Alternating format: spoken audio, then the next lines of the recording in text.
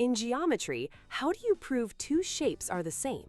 It's not enough to say they look kinda similar. We need proof. There are two official levels of sameness: congruence and similarity. Think of congruence as finding an identical twin. Two shapes are congruent if they are perfect clones, same side lengths, same angles. You could slide, flip, or rotate one to fit perfectly over the other. To prove two triangles are congruent, you don't even need all the measurements. You just need one of four special codes: SSS, where all three sides match; AAS, for two angles and a side; and for right-angled triangles, RHS. If one triangle's sides are 5, 7, and 8, and another's are 7, 5, and 8, they are congruent. Done. Now, what about similarity?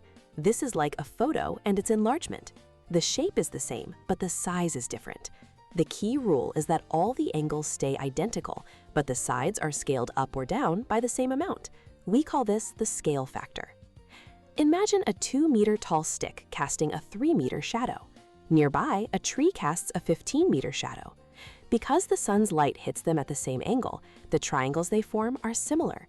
The tree's shadow is 5 times longer than the stick's, so the tree must be 5 times taller. That's 10 meters. We just measured a tree without climbing it. So congruence is for identical clones, and similarity is for proportional copies. And here's the final twist.